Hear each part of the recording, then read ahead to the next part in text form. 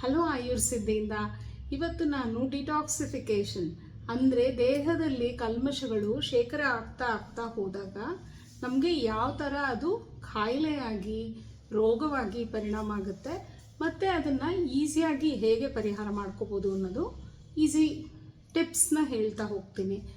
ಈಗ ಟಾಕ್ಸಿನ್ಸ್ ಅಂದರೆ ಏನು ಅಂತಂದರೆ ದೇಹದಲ್ಲಿ ಇವಾಗ ನಾವು ಪೂರ್ಣ ಪ್ರಮಾಣದಲ್ಲಿ ಊಟ ಮಾಡಿದಾಗ ಬೇಕಿರೋ ವಸ್ತುಗಳ ಜೊತೆಗೆ ಕೆಲವೆಲ್ಲನೂ ಕಲ್ಮಶಗಳಾಗಿ ಪರಿವರ್ತನೆ ಆಗುತ್ತೆ. ಜೀರ್ಣ ಆಗ್ತಾ ಇವಾಗ ಅನ್ವಾಂಟೆಡ್ ಸಬ್ಸ್ಟೆನ್ಸಸ್ ಅಂದರೆ ಯಾವ ಫಾರ್ಮಲ್ಲಾದರೂ ಆಗಿರ್ಬೋದು. ಅದು ಲೈಕ್ ಇವಾಗ ನಾವು ಮಾತ್ರೆ ನುಂಗಿರ್ತೀವಿ, ಮಾತ್ರೆನಲ್ಲಿ ನೀವು ಸ್ಟ್ರಿಪ್ಪಲ್ಲಿ ಹಿಂದೆಗಡೆ ನೋಡಿದಾಗ ಎಕ್ಸಿಪಿಯೆಂಟ್ಸ್ ಅಂತ ಇರುತ್ತೆ ನೋಡಿ. ಆ ಎಕ್ಸಿಪಿಯೆಂಟ್ಸ್ ಏನು ಅಂತ ಅಂದರೆ ಟಾಕ್ಸಿನ್ಸ್ ಆಗಿ, ಅಂದರೆ ಮಾತ್ರೆನ ಬೈಂಡಿಂಗ್ ಏಜೆಂಟ್ಸ್ ಆಗಿರ್ಬೋದು, ಮಾತ್ರೆನ ಕವರ್ ಮಾಡೋದಕ್ಕೆ ಇರುತ್ತಲ್ಲ ಕ್ಯಾಪ್ಸೂಲ್ಸು ಅದಾಗಿರ್ಬೋದು, ಆ ಥರದ್ದು. ಮತ್ತು ಈಗ ಊಟದಲ್ಲೇ ಹೇಳಬೇಕು ಅಂತಂದರೆ ಸಾಸಸ್ ಇರ್ಬೋದು, ಕಲರಿಂಗ್ ಏಜೆಂಟ್ಸು, ಪ್ರಿಸರ್ವೇಟಿವ್ಸು. ಮತ್ತು ತರಕಾರಿಗಳಲ್ಲಿ ಹೇಳಬೇಕು ಅಂತಂದರೆ ತರಕಾರಿಗಳಿಗೆ ಗ್ರೋತ್ ಹಾರ್ಮೋನ್ಸ್ ಇರುತ್ತೆ, ಪ್ರಿಸರ್ವೇಟಿವ್ಸ್ ಇರುತ್ತೆ. ಮತ್ತು ಹಾಲಿನಲ್ಲಿ ಹೇಗೆ ಅಂತಂದರೆ ಹಾಲು ಪ್ಲಾಸ್ಟಿಕ್ ಕವರ್ನಲ್ಲಿದ್ದಾಗ ಆ ಪ್ಲಾಸ್ಟಿಕ್ ಜೊತೆಗೆ ಕೆಲವು ರಿಯಾಕ್ಷನ್ಸ್ ಆಗಿ ಅದರಲ್ಲಿ ಕೂಡ ಕೆಲವು ಟಾಕ್ಸಿನ್ಸ್ ಡೆವಲಪ್ ಆಗಿರುತ್ತೆ. ಈ ರೀತಿಯಾಗಿ ಬೇರೆ ಬೇರೆ ಲೆವೆಲ್ನಲ್ಲಿ ಬೇರೆ ಬೇರೆ ರೀತಿಯಾಗಿ ಟಾಕ್ಸಿನ್ಸು ನಮ್ಮ ದೇಹದಲ್ಲಿ ಅಂದರೆ ಅನ್ವಾಂಟೆಡ್ ಸಬ್ಸ್ಟೆನ್ಸ್ ಅಂದರೆ ಅನ್ಡೈಜೆಸ್ಟೆಡ್ ಫುಡ್ ಪಾರ್ಟಿಕಲ್, ಜೀರ್ಣ ಆಗದೇ ಇರೋ ಫುಡ್ ಪಾರ್ಟಿಕಲ್ ಕೂಡ ನಮ್ಮಲ್ಲಿ ಟಾಕ್ಸಿನ್ ಆಗಿ ಡೆವಲಪ್ ಆಗಿ ಸ್ಟೋರ್ ಆಗಿಬಿಟ್ಟಿರುತ್ತೆ. ಆ ಟೈಮ್ನಲ್ಲಿ ನಾವೇನು ಮಾಡಬೇಕು, ನ್ಯಾಚುರಲ್ ಆಗಿ ಡಿಟಾಕ್ಸಿಫಿಕೇಷನ್ ದೇಹದಲ್ಲೇ ಆಗೋ ಹಾಗೆ ದೇವರು ಮಾಡಿದ್ದಾರೆ. ಹೇಗೆ ಅಂತಂದರೆ ಯೂರಿನಲ್ಲಿ ಸುಮಾರು ಥರ ಟಾಕ್ಸಿನ್ಸು ನಮ್ಮ ದೇಹದಿಂದ ಪ್ರತಿದಿನ ಆಚೆ ಹೋಗುತ್ತೆ. ಮತ್ತು ಮೋಷನ್ಸ್ನಲ್ಲಿ ತುಂಬ ಟಾಕ್ಸಿನ್ಸ್ ಹೊರಗಡೆ ಹೋಗುತ್ತೆ. ಮತ್ತು ದೇಹದ ಸ್ವೆಟ್ಟಿಂಗ್, ಸ್ವೇದ, ಬೆವರುವಿಕೆಯಿಂದ ಕೂಡ ಟಾಕ್ಸಿನ್ಸು ದಿನದಲ್ಲಿ ಎಷ್ಟೋ ಪ್ರಮಾಣದಲ್ಲಿ ಹೊರಗಡೆ ಹೋಗುತ್ತೆ. ಇದಕ್ಕಿಂತ ಹೆಚ್ಚಾಗಿ ಅಂದರೆ ಊಟ ಅಜೀರ್ಣ ಆದಾಗ ಅದರಿಂದ ಇವಾಗ ಅನ್ವಾಂಟೆಡ್, ಇವಾಗ ಕರೆಕ್ಟಾಗಿ ಮೋಷನ್ ಆಗಿರಲ್ಲ ಅಂತ ಇಟ್ಕೊಳ್ಳಿ, ಆವಾಗ ಕೊನೆ ಕರಳಿನಲ್ಲಿ ಉಳಿದಿರೋವಂಥ ಮೋಷನ್ಸ್ ಏನಾಗಿರುತ್ತೆ ಮತ್ತೆ ಅದರಲ್ಲಿರೋ ಟಾಕ್ಸಿನ್ಸ್ನಾಗಲಿ ಅನ್ವಾಂಟೆಡ್ ಪಾರ್ಟಿಕಲ್ಸ್ನಾಗಲಿ ದೇಹ ಅಬ್ಸಾರ್ಬ್ ಮಾಡ್ಕೊಂಬಿಟ್ಟಿರುತ್ತೆ.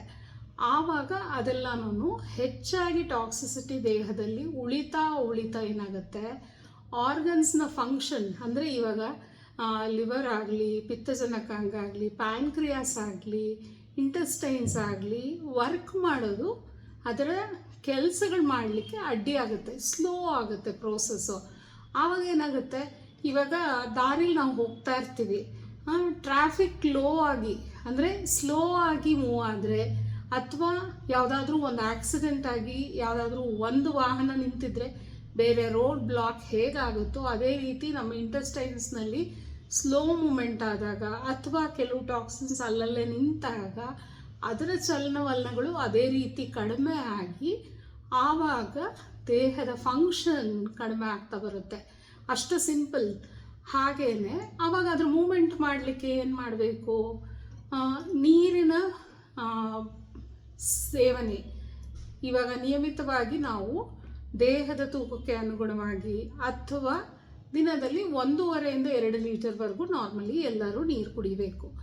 ಈಗ ಈ ರೀತಿ ಟಾಕ್ಸಿನ್ ಹೆಚ್ಚಾಗಿ ಡೆವಲಪ್ ಆಗಿದೆ ಅಂತ ನಮಗೆ ಭಾವನೆಗಳು ಬಂದಾಗ, ದೇಹದ ಫಂಕ್ಷನ್ ಕಡಿಮೆ ಆಗ್ತಾ ಇದೆ ಅಂತ ಅನಿಸಿದಾಗ, ಇನ್ನು 2 to 3 ಲೋಟ ನೀರು ಅಂದರೆ ಸರಾಸರಿ ಒಂದು 500 ml ನೀರು, ಅರ್ಧ ಲೀಟರ್ ನೀರು ಹೆಚ್ಚಾಗಿ ಸೇವನೆ ಮಾಡಿದಾಗ ಸಿಂಪಲ್ಲಾಗಿ ಕೆಲವು ರೀತಿಯ ಡಿಟಾಕ್ಸಿಫಿಕೇಷನ್ ಆಗುತ್ತೆ.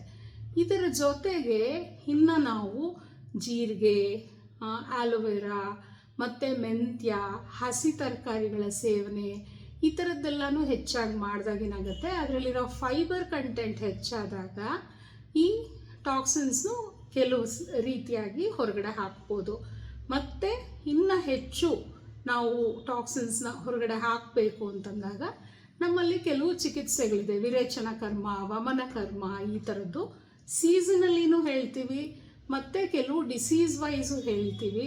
ಈ ಥರ ಡಿಟಾಕ್ಸಿಫಿಕೇಷನ್ ಪ್ರೋಸೆಸ್ನ ಸಮಯಕ್ಕೆ ಸರಿಯಾಗಿ ಅಂದರೆ ಪ್ರತಿ ಸೀಸನ್ನ ಕೊನೆಯಲ್ಲಿ ನಾವು ಈ ರೀತಿಯಾಗಿ ಮಾಡಿಕೊಂಡಾಗ ಏನಾಗುತ್ತೆ, ಈ ಸ್ಲೋ ಡೌನ್ ಆಗಿರೋ ಆ್ಯಕ್ಷನ್ಸು ಬಾಡಿಲಿ ರೀಜನರೇಟ್ ಆಗುತ್ತೆ.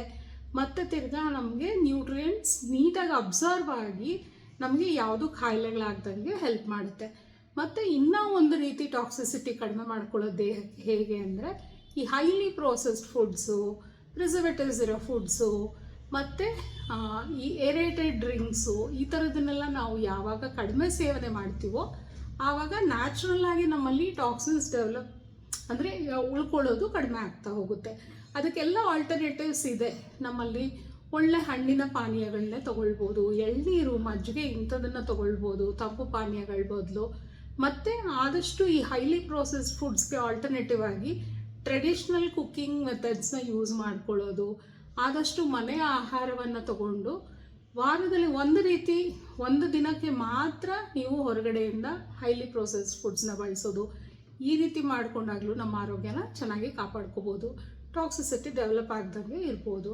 ಮತ್ತು ಮಾತ್ರೆಗಳು ಈ ಥರದ್ದು ಹೆಚ್ಚಾಗಿ ಸೇವನೆ ಮಾಡಿದಾಗ ಡಾಕ್ಟರ್ನ ನೀವು ಕೇಳಬೇಕು. ಈ ರೀತಿ ಆದಾಗ ನಮ್ಮಲ್ಲಿ ಟಾಕ್ಸಿನ್ಸ್ ಅಕಸ್ಮಾತ್ ಉಳ್ಕೊಳ್ಳದೆ ಇರೋದಕ್ಕೆ ಏನು ಮಾಡಬೇಕು ಅಂತಂದ್ಬಿಟ್ಟು ಆವಾಗ ಅದಕ್ಕೆ ನಿಯಮಿತವಾಗಿ ಎಷ್ಟು ನೀರನ್ನ ಸೇವನೆ ಮಾಡಬೇಕು ಅವ್ರು ಹೇಳ್ಕೊಡ್ತಾರೆ.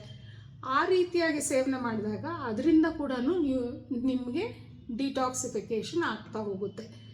ಈ ರೀತಿಯಾಗಿ ಡಿಟಾಕ್ಸಿಫಿಕೇಷನ್ ಮಾಡ್ಕೊಳ್ದಂಗೆ ಟಾಕ್ಸಿಸಿಟಿ ಜಾಸ್ತಿ ಡೆವಲಪ್ ಆದಾಗ ಏನಾಗುತ್ತೆ, ಲಿವರ್ನಲ್ಲಿ ಎಲ್ಲ ಟಾಕ್ಸಿನ್ಸು ಹೆಚ್ಚಾಗಿ ಉಳ್ಕೊಳ್ತಾ ಬರುತ್ತೆ.